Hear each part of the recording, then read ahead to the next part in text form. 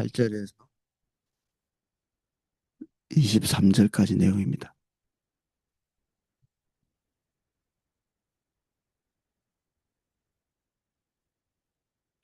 로마서 1장 18절에서 23절까지 내용을 제가 읽어보겠습니다. 하나님의 진노가 불의로 진리를 막는 사람들의 모든 경건하지 않음과 불의에 대하여 하늘로부터 나타나나니 이는 하나님을 알만한 것이 그들 속에 보임이라. 하나님께서 이를 그들에게 보이셨느니라. 창세로부터 그의 보이지 아니하는 것들 곧 그의 영원하신 능력과 신성이 그가 만드신 만물에 분명히 보여 알려졌나니 그러므로 그들이 핑계하지 못할지니라. 하나님을 알되 하나님을 영화롭게도 아니하며 감사하지도 아니하고 오히려 그 생각이 허망하여지며 미련한 마음이 어두워졌나니 스스로 지혜 있다 하나 어리석게 되어 썩어지지 아니할 하나님의 영광을 썩어질 사람과 새와 짐승과 기어다니는 동물의 모양의 우상으로 바꾸었느니라. 아멘. 18절입니다. 하나님의 진노가 불의로 진리를 막는 사람들의 모든 경건하지 않음과 불의에 대하여 하늘로부터 나타나나니, 그 로마의 상황들을 이제 이렇게 지켜보면 로마가 어, 그들이 할 수 있는 모든 것을 다 하는 것 같은 그런 느낌을 주는 그런 시대였습니다.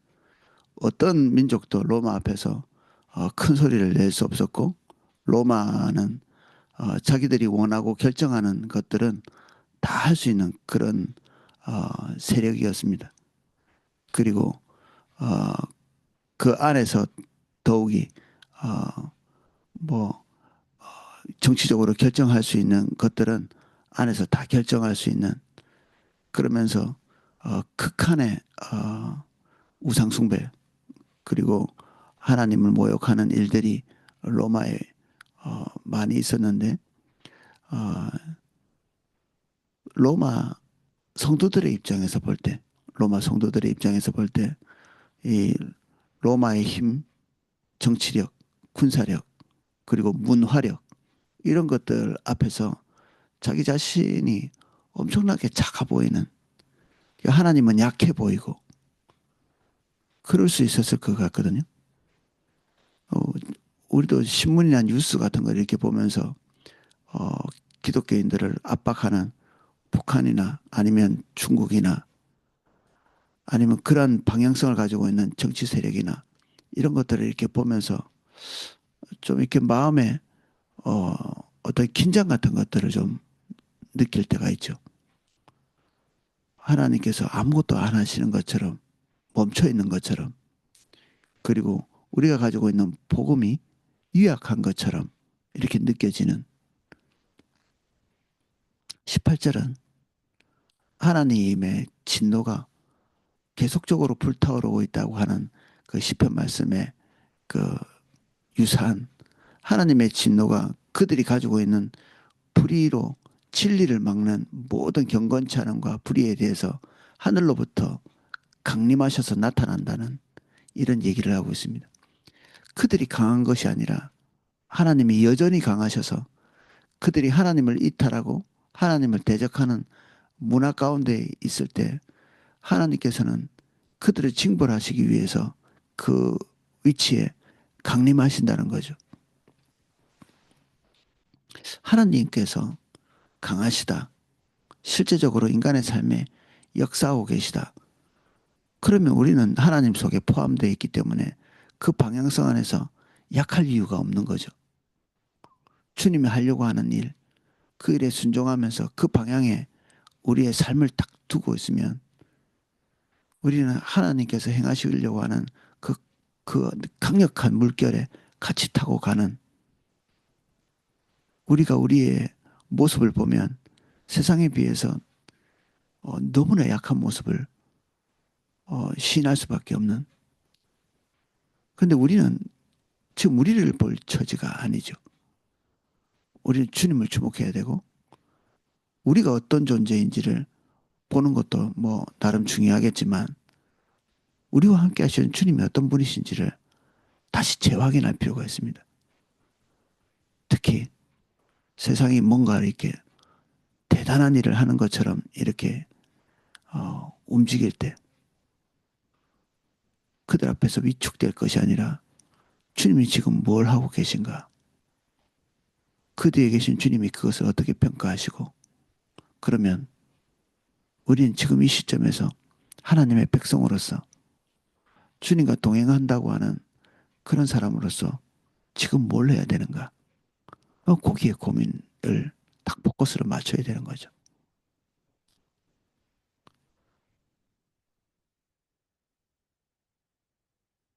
19절입니다. 이는 하나님을 알 만한 것이 그들 속에 보임이라 하나님께서 이를 그들에게 보이셨느니라.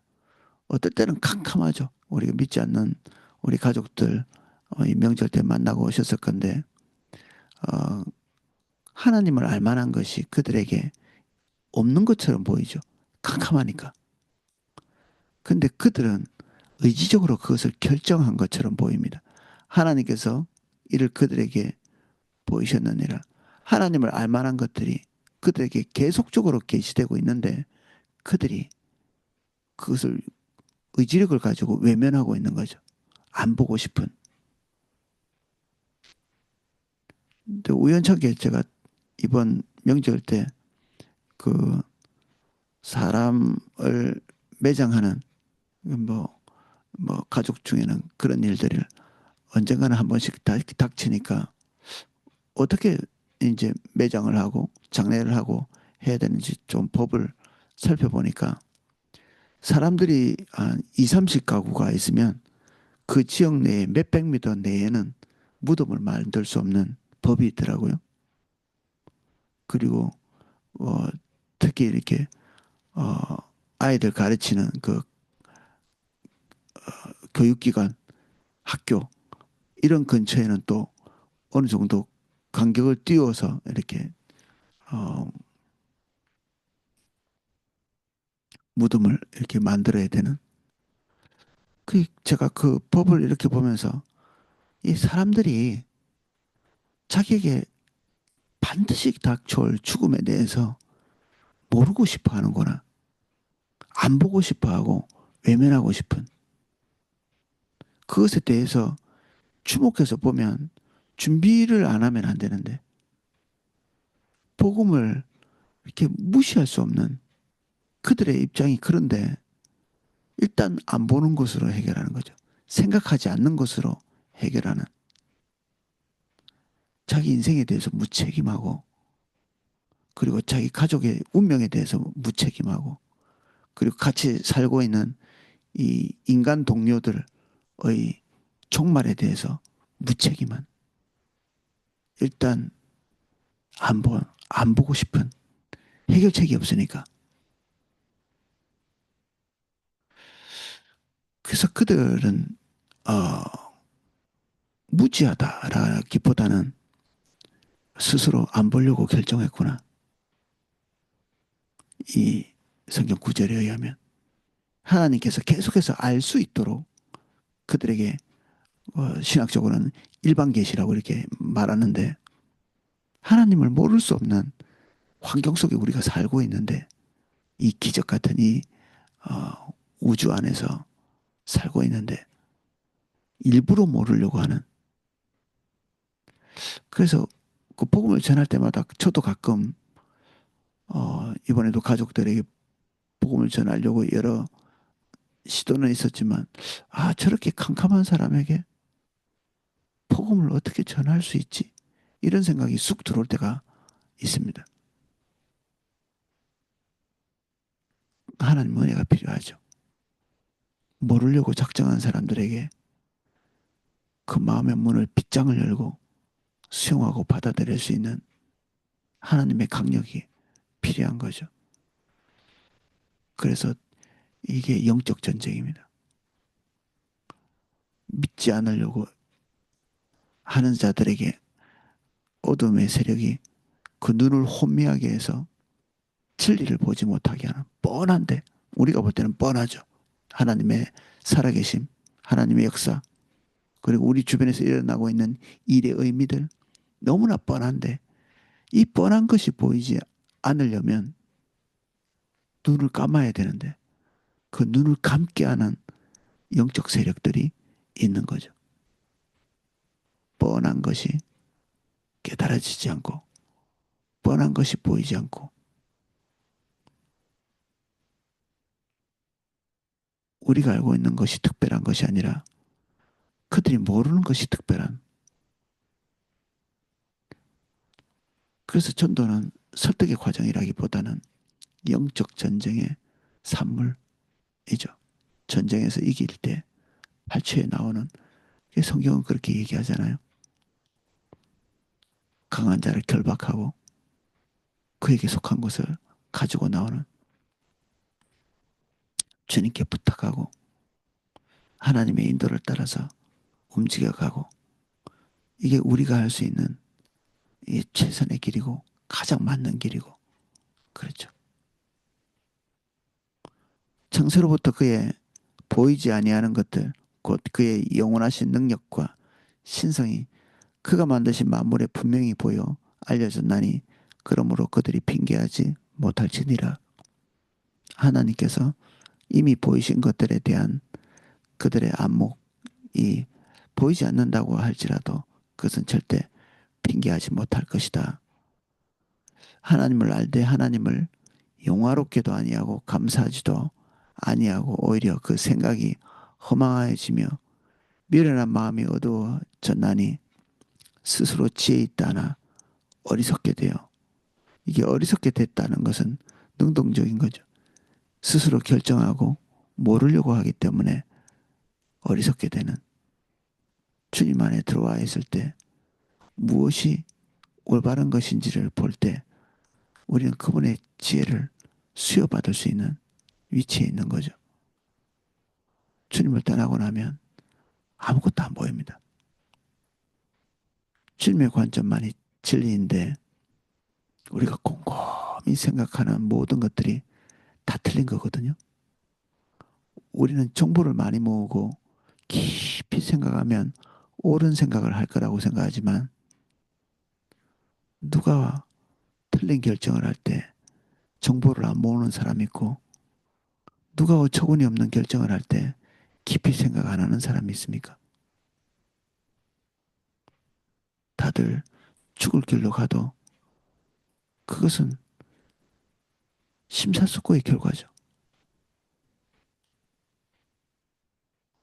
우리만 해도 숱한 실수를 하지만 그 숱한 실수를 할 때 언제 우리가 한번 깊이 고민 안 하고 깊이 생각하고 그렇게 안 해본 적이 있나요? 우리는 최선의 결정이라고 늘 생각하지만 주님의 생각을 우리의 최선의 생각이 바꿀 수는 없는 거죠.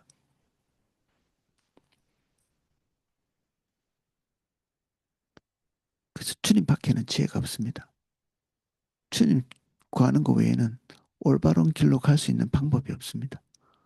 세상 사람들은 당연히 주님을 모르니까 그 길로 가는 것인데 우리는 어느 정도 주님 안에 있다고 하지만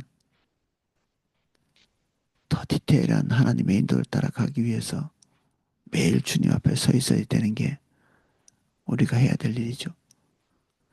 주님 안 찾으면 우리가 이런 종류의 사람이 되는 것은 순식간이죠. 너무 쉽습니다. 어떻게 이런 종류의 인간이 있을까 이래 싶은데 주님 떠나는 바로 그 순간에 우리는 그 무리에 합류하게 되어 있습니다.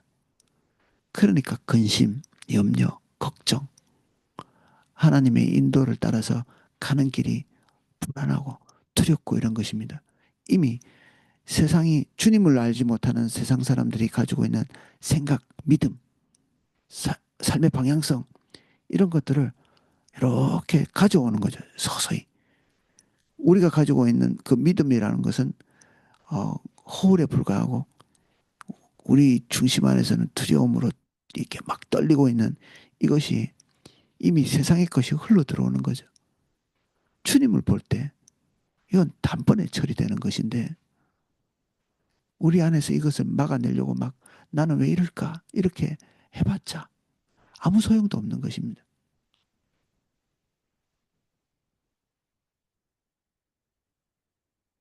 주님 봐야 되죠.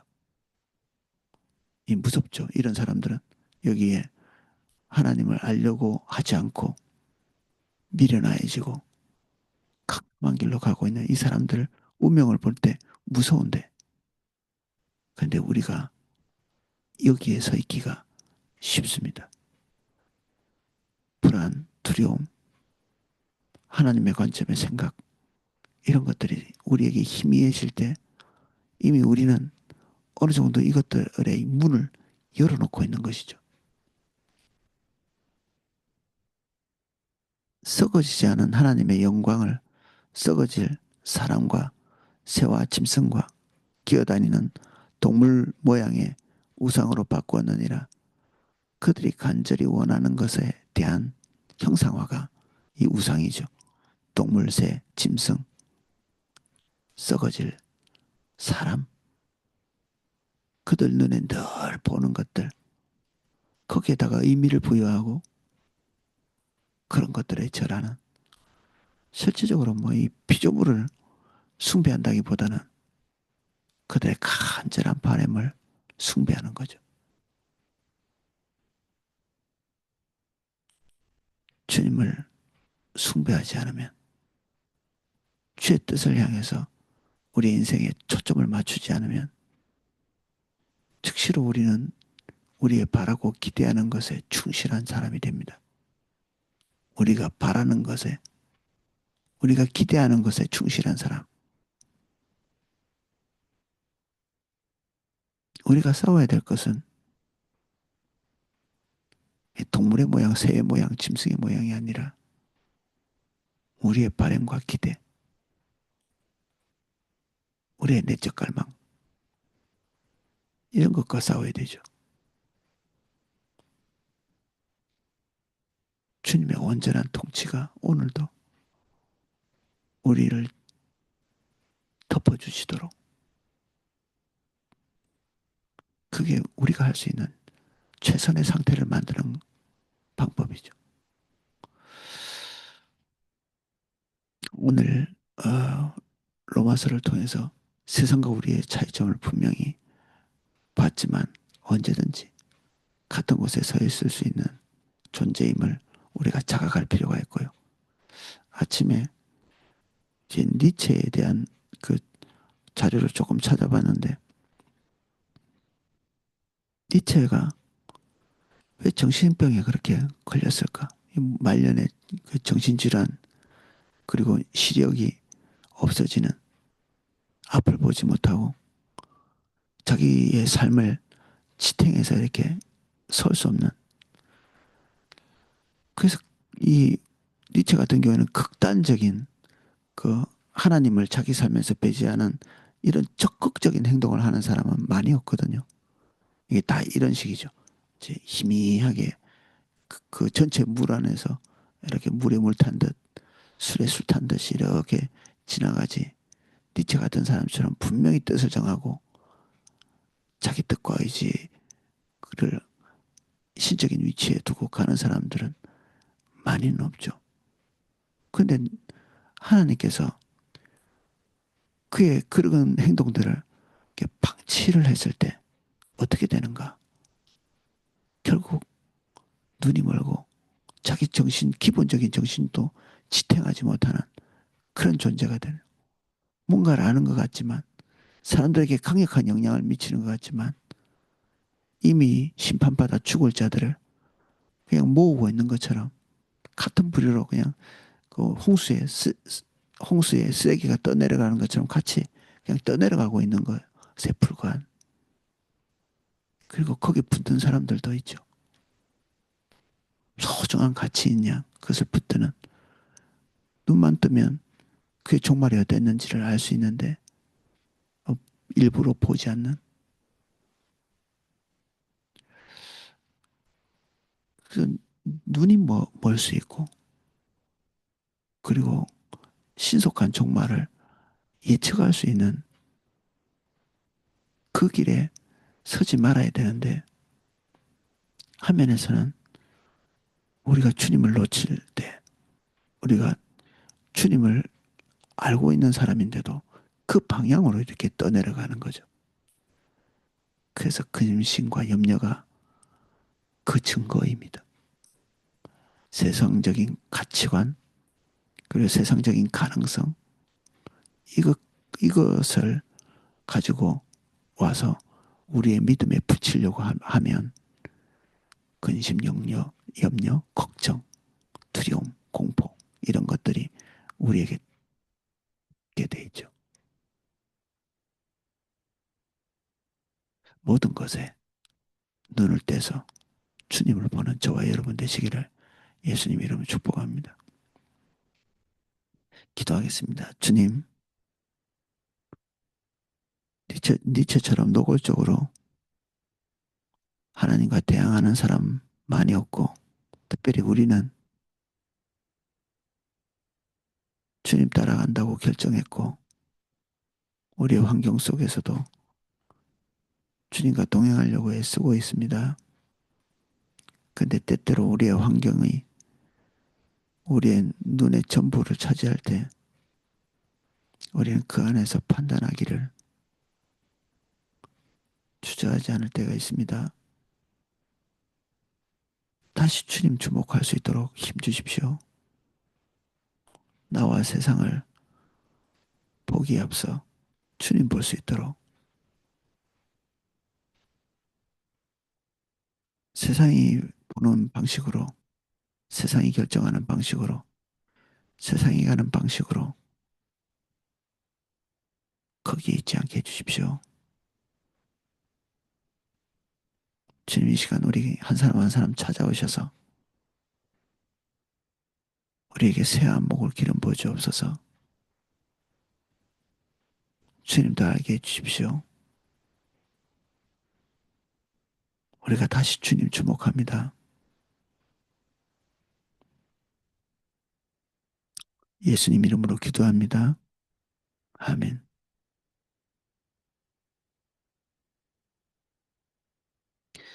예, 각자 기도하실 수 있도록 음악을 방송해 드리겠습니다.